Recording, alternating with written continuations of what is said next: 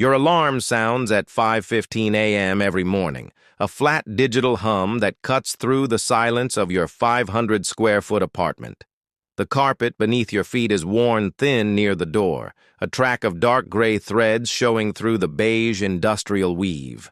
Your kitchen consists of a single basin sink, a two-burner stove that smells faintly of gas when it ignites, and a refrigerator that shudders violently every time the compressor kicks over. To anyone looking at your tax returns, you are a complete non-entity in the metropolitan economy. You work as an assistant manager for a regional auto parts distributor, taking home exactly $4,100 a month after tax. But you have a secret calculation running in your head, a parallel operating system that dictates every move you make. Your peers spend their surplus cash on the lease of a new truck, weekend trips to the city, or craft beers at the local tavern. You do not. You have frozen your living expenses at exactly $2,500 a month.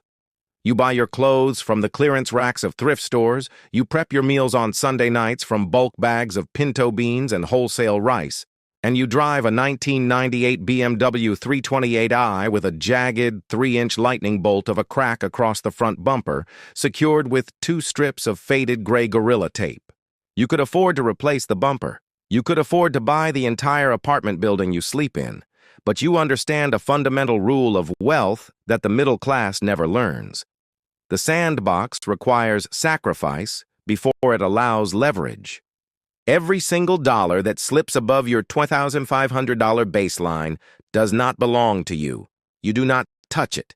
You do not look at it as money to be spent. It is seed corn. It is raw, unrefined energy that you are storing up in a secondary checking account that your friends and family don't even know exists. For 18 months, you live this ascetic lifestyle.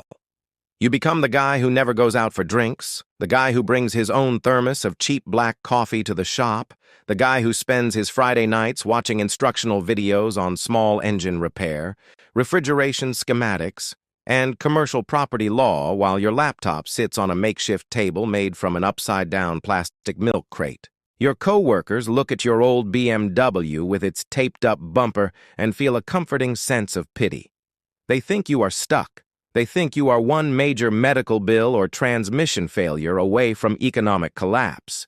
They don't know that by the end of year 1, your secondary account holds exactly $20,000 of liquid, uncompromised cash. You call this your launch sandbox. And the moment the clock ticks past that 18-month mark, you prepare to deploy it. The transition from an average person to a wealth builder doesn't start in a corporate boardroom. It starts in the grease-stained break room of a local truck repair facility. You spend 3 weeks scanning online liquidation listings, commercial bankruptcy auctions, and local digital marketplaces. You aren't looking for high-tech investments or flashy digital startups. You are looking for heavy, ugly, mechanical iron. You find what you need in the garage of a retired vendor who is moving to Florida: 5 used dual-zone mechanical combination vending machines. They are scratched. The plexiglass fronts are slightly yellowed by years of fluorescent light exposure, and the coin mechanisms are jammed with lint. You buy all 5 for a cash bundle of $6,000. You spend your weekends in your small driveway, illuminated by a work lamp hooked to your BMW's battery, stripping down the internal components of those machines. You use the mechanical skills you forced yourself to learn during your 18 months of isolation. You replace the cooling fans, clean the coin paths with rubbing alcohol, and buff the scratches out of the plastic using a cheap polishing wheel. By Sunday night, the machines look crisp, clean, and completely operational. Now comes the hard part: finding a home for the iron. You don't approach high-end office buildings or modern medical centers. Those locations are locked down by national corporations that pay high percentage commissions to property management firms. Instead, you target the places where people sweat for a living. You put on your best work shirt, tuck a clipboard under your arm, and walk into independent auto body shops, logistics hubs, third-tier manufacturing plants, and cross-docking warehouses where 40 or 50 blue-collar workers spend their days lifting, cutting, and loading. Your pitch to the owners is dead simple. "I'm not going to charge you a dime," you tell the manager of a regional freight terminal. a man with grease under his fingernails and a phone that won't stop ringing. I'll drop a fully serviced snack and drink machine in your break room. Your guys don't have to walk 2 blocks to the gas station in the middle of a shift anymore. If the machine breaks, I'm here within 2 hours to fix it myself. All I need is an electrical outlet. The manager looks at your clipboard, then out the window at your old BMW with the cracked bumper. He doesn't see a corporate shark trying to squeeze a margin out of his business. He sees a working guy trying to start a side hustle. All right, he grunts, signing your basic 1-page location lease. But if it eats my night shift supervisor's dollar, you're going to hear about it. Within 2 months, you have all 5 machines placed in high-traffic, blue-collar break rooms within a 15-mile radius of your apartment. Your schedule becomes a relentless machine. You wake up at 4:30 a.m. on Saturdays. You drive your old BMW to a wholesale club, loading the trunk and back seat with cases of energy drinks, high-sodium chips, and chocolate bars that you bought for 34 cents a unit. You drive to your 5 locations, unlock the heavy steel faces of the machines, and restock the coils. Then comes the sound that changes your brain forever. The heavy, metallic clink of hundreds of quarters falling into the plastic bucket at the bottom of the cash box. You sit in the driver's seat of your E36, surrounded by the smell of old leather and oil, and count the money. You are selling those 34-cent energy drinks for $2.50 to men who are exhausted and need a caffeine hit at 2 a.m. The margins are astronomical, over 60% after factoring in the minimal cost of electricity. You don't spend a single dollar of this cash. You don't buy a nice dinner. You don't buy a better phone. Every Monday morning, you walk into your bank with heavy canvas bags full of coins and small bills, depositing the entire amount directly back into your launch sandbox. Within 12 months, you scale your route from 5 machines to 15. You find the new machines using the same liquidation channels, placing them in similar high-yield, industrial locations. Your vending route is now a small, quiet empire that operates while you sleep, netting you a clean, predictable $3,000 a month in pure profit. Combined with your personal savings from your day job, your sandbox is growing at a rate of over $4,000 every single month. The cash is building up behind the dam, and you are already looking for the next valley to flood. You find your next target on a rainy Tuesday evening in a working-class neighborhood across town. It's a laundromat called The Soap Box, located in a strip mall between a dollar store and a check-cashing outlet. The place is a disaster. The exterior neon sign is half burned out, leaving it reading simply The Box. Inside, 12 of the 30 top-load washers have handwritten out-of-order signs taped to the lids with yellow masking tape. The linoleum floor is lifting at the corners, the air is thick with the scent of damp lint and stagnant water, and the change machine is unplugged. The owner is a 72-year-old man named Gordon whose joints ache and whose children have moved to the coast. He treats the business like a prison sentence, showing up only to empty the few working coin boxes and yell at customers who leave their carts in the aisles. You sit in your car across the street, watching the foot traffic. Despite the filth, despite the broken machines, people keep walking in with heavy plastic bags of laundry balanced on their shoulders. Why? Because the surrounding apartment complexes don't have in-unit washers, and people have no choice. They need to wash their clothes. You walk in, buy Gordon a cup of coffee from the convenience store next door, and sit with him on a plastic bench while the working machines rumble and shake around you. "I'm tired, kid," Gordon tells you, rubbing his eyes. "The commercial water rates went up 10% this year. Every time a bearing goes on one of these 30-pound front loaders, the technician charges me $200 just to drive out here, plus parts. I'm breaking even on a good month, and my back can't take the lifting anymore." You ask to see his books. He doesn't have digital ledgers. He has a cardboard box filled with utility bills and handwritten receipts. You spend 3 nights analyzing the data on your ThinkPad. The business isn't failing because people don't want to use it. It's failing because its operational efficiency is zero. The valuation of a distressed business is based entirely on its current net cash flow, not its potential. Because Gordon's books show almost no profit after his massive repair bills and high utility waste, you negotiate a purchase price of exactly $250,000. You don't have $250,000 in cash, but you have something better: an impeccable credit score, a steady day job, a highly profitable vending route that generates $6,000 a year in documented income, and $50,000 of liquid cash ready to be used as a down payment. You walk into a local commercial bank and apply for an SBA 7A loan. The loan officer looks at your financial profile, your low personal debt, your disciplined lifestyle, and the clear operational turnaround plan you've drafted for the laundromat. To the bank, you are a low-risk bet.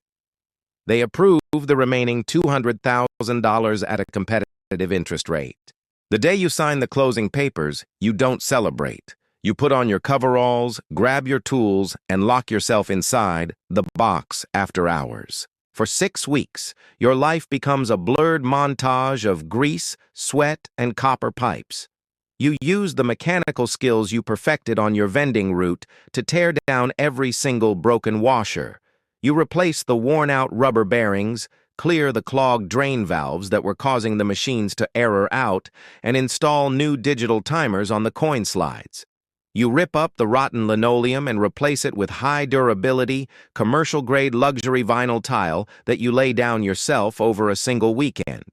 You change the name of the business to Vanguard Laundry.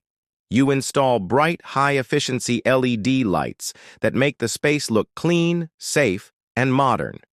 You put a security camera system in that plugs directly into your phone, allowing you to monitor the floor from your desk at your day job. Then you introduce the real profit multiplier, the wash and fold service. You hire a local woman named Maria who lives 2 blocks away, paying her a competitive hourly wage to manage the floor during the peak hours of 4 p.m. to 10 p.m. Her main job is to accept laundry from busy local professionals and dual-income families who don't have 3 hours to sit on a plastic bench. You charge them $1.75 per pound to wash, dry, and neatly fold their clothes into pristine, plastic-wrapped bundles. The margins on the self-serve side are solid, roughly 70% over utility costs. But the margins on the wash and fold service are incredible because you are leveraging Maria's labor to charge a premium for convenience, utilizing machines that would otherwise sit idle during the slow morning and afternoon hours. To cap it off, you remove the third-party vending machines that were sitting in the corner of the laundromat and replace them with 3 of your own high-yield units from your route, filled with laundry detergent single packs, fabric softeners, and high-margin snacks. Within 18 months of taking over, Vanguard Laundry isn't breaking even anymore. It is a clean, humming community hub. The self-serve machines are turning over constantly, the wash and fold service is booked to capacity every weekend, and your internal vending units are selling out twice a week. The business is netting a clean, documented high $10,000 a month in pure profit. After your loan payment, Maria's wages and utility bills are cleared. You are now 36 months into your journey. Your day job pay, your 15-position vending route, and your optimized laundromat are feeding your bank account a combined $16,000 of net cash flow every single month. You still live in the same small apartment. You still wear the same thrift store work shirts. You still drive the white BMW with the cracked, taped-up bumper. When you pull up to the security gate at your day job, Marcus still asks you if the old German engine is going to survive the week. You look at him, you smile, and you tell him she's got character. You don't tell him that your business entities are now generating more cash in a single week than he makes in half a year. You are invisible, and your invisibility is about to buy you your anchor asset. Time doesn't arrive with a press release. It arrives with a small, faded, "For sale by owner" sign taped to the inside glass door of Mercado del Pueblo, a neighborhood grocery store located in a dense, working-class cultural enclave 4 miles from your apartment. The store is a 5,000-square-foot brick building that sits at the intersection of 2 major bus lines. It specializes in imported spices, specialized cuts of meat, and regional produce that the massive corporate supermarkets across town don't bother to stock. The local community relies on it entirely. Many of the older residents don't own cars and walk to the store with rolling wire baskets. The owner is a middle-aged man named Carlos, whose father started the market in the late 1970s. Carlos is an honest man, but he is exhausted. His supply chains are a mess. His point-of-sale inventory tracking system consists of an old paper ledger and an entry-level cash register, and a large corporate distributor has recently raised his minimum order quantities, squeezing his cash flow into a chokehold. You spend a week observing the store. You lean against the brick wall across the street, holding a cardboard cup of coffee, watching the patterns of human movement. You see that the center aisles, the dry goods, the boxed cereals, the canned vegetables, are mostly empty. The big corporate chains sell those items cheaper than Carlos ever could. But the perimeter of the store, the butcher counter where two men are slicing thin steaks for regional recipes, the vibrant produce bins filled with fresh peppers, plantains, and roots, and the small hot food deli in the back that smells of roasted pork and cumin, is packed with people standing three deep in line. You realize that Carlos is running the store wrong. He is trying to be a general supermarket when he should be an elite, specialized culinary anchor for the community. You walk in on a quiet Thursday afternoon and introduce yourself. You don't talk about your net worth or your financial backing. You talk about operations. You talk about efficiency, shipping lanes, and data tracking. The business is grossing close to $1.2 million a year, Carlos admits, sitting in a tiny, cramped office above the sales floor that smells of dry onions and receipt paper. But my net margin is less than 2% after I pay the meat distributors and the utility bills. I have $80,000 of inventory sitting on those shelves that hasn't turned over in 6 months. The cash is locked up in dead stock, and I can't pay my suppliers on time anymore. I want out, but a broker told me the building needs $40,000 in roof repairs and no chain will buy a store this small. You spend 48 hours running the numbers through a specialized valuation model on your ThinkPad. Because the net profit is low, $24,000 a year, the standard market valuation of the business, excluding the real estate, is roughly $350,000. However, Carlos owns the brick building outright, and the real estate in that developing zone is worth an additional $650,000. Total acquisition cost, $1,000. This is the moment where your layers of cash flow turn into a financial crowbar. You don't walk into a standard bank for $1 million loan on a low-margin grocery store. The traditional underwriters would reject the risk profile within 10 minutes. Instead, you propose a leveraged buyout, LBO, with seller financing. You sit across from Carlos with a clean-typed proposal. "Here is what I'm offering, Carlos," you say, placing the document on his desk. "I will give you $150,000 in cash today as a down payment. That clears your distributor debts and gives you an immediate nest egg.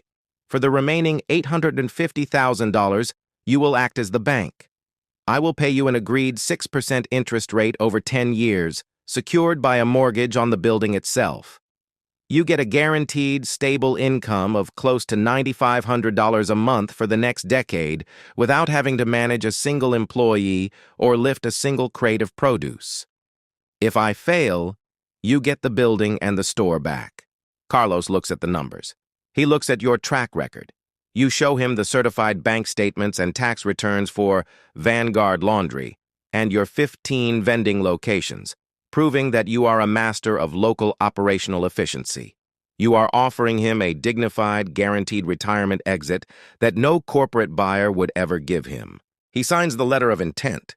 You pull the $150,000 down payment entirely from your accumulated business cash accounts, money generated by the quarters from your vending machines, the wash and fold orders from your laundromat, and your disciplined personal savings. You don't borrow a single dollar from an institutional bank. The day you take over Mercado del Pueblo, you implement a 3-step operational overhaul designed to maximize the store's velocity. Step 1, liquidating the center. You immediately run a massive 50% off clearance sale on all the slow-moving, generic boxed and canned goods in the center aisles. You clear the shelves completely. turning that dead, dusty inventory into $30,000 of immediate liquid working capital. You take those cleared center aisles and shrink them down, using the extra floor space to expand the two highest margin departments in the building, the fresh produce section and the butcher counter. Step 2, the perimeter play. You understand that the margins on boxed cereal are 5%, but the margins on specialty marinated meats, fresh regional herbs, and hot prepared deli food are between 35 and 45%. You expand the hot deli menu, hiring an additional local cook to prepare hot, high-volume lunch plates for neighborhood workers. You set the price at a competitive $9 a plate. The cost of goods for a plate of rice, beans, and seasoned pork is less than $2. Within 3 months, the lunch line stretches out the front door and down the block every single afternoon. Step 3, digital supply automation. You scrap Carlos's old paper ledger system and install a modern cloud-based point-of-sale POS inventory tracking system. Every time a bunch of cilantro or a pound of flank steak is scanned at the register, the system updates your central inventory ledger in real time. You link this data directly to your distributor contracts, setting up automated ordering thresholds. No more guessing how much inventory to buy. The data tells you exactly what is turning over and what is rotting. Your waste drop-off decreases by 70% within the first 90 days. Finally, you close the marketing loop. You print custom coupons on the back of every receipt at Vanguard Laundry, offering a 10% discount on hot deli lunches at Mercado del Pueblo. Conversely, every grocery customer who spends over $50 gets a voucher for a free self-serve wash at your laundromat. You have created a self-sustaining local economic closed loop. The neighborhood's dollars enter your ecosystem through their laundry, their snacks, and their daily food, and those dollars never leave your control. Part 5, the calculation of the ghost. 2 years after the acquisition of the supermarket, you are sitting in your 1998 BMW 328i in the back corner of the store's parking lot. It is 6:30 p.m. on a crisp autumn evening. The rain is just beginning to fall, casting a slick sheen over the black asphalt. Through the sweeping motion of your old windshield wipers, which squeak rhythmically against the glass because you haven't bothered to replace the blades, you watch the movement of your empire. Customers are streaming through the bright glass double doors of Mercado del Pueblo. The grocery carts are full of fresh greens, wrapped meats from your butcher block, and hot containers of food from the deli. Across the street, the neon sign for Vanguard Laundry glows a steady, clean white, its windows showing the silhouettes of people moving between the humming rows of high-efficiency washers. You pull your old ThinkPad laptop from your canvas bag, rest it on the steering wheel, and open your secure financial interface via an encrypted cellular hotspot. You don't check a bank balance anymore. You check an operational dashboard that aggregates the daily net yields of your assets. You look at the final number on the glowing screen, $48,000 a month. This is cash flow, after. All your employees are paid premium wages, all your commercial mortgages and SBA loans are serviced, your utility bills are settled, and your insurance premiums are cleared. In the private business market, a diversified portfolio of high-yield brick-and-mortar cash businesses with established management structures trades at a conservative valuation multiple of 4 to 5 times its annualized net earnings. Your operational group is generating over $576,000 a year in clean profit. This means your business assets are worth a minimum of $2.5 million to $2.8 million on the open market if you chose to liquidate them tomorrow. You have built a multi-million-dollar financial fortress in less than 5 years, starting from a single $20,000 seed and a refusal to live an average life of lifestyle inflation. You close the laptop, slip it back into your worn canvas bag, and turn the key in the BMW's ignition. The old inline-six engine catches instantly with its signature mechanical tap-tap-tap of a sticky hydraulic lifter. You shift the notched manual gearbox into first, release the handbrake, and pull out of the parking lot into the cool evening traffic. On your way home, you stop at the local hardware store.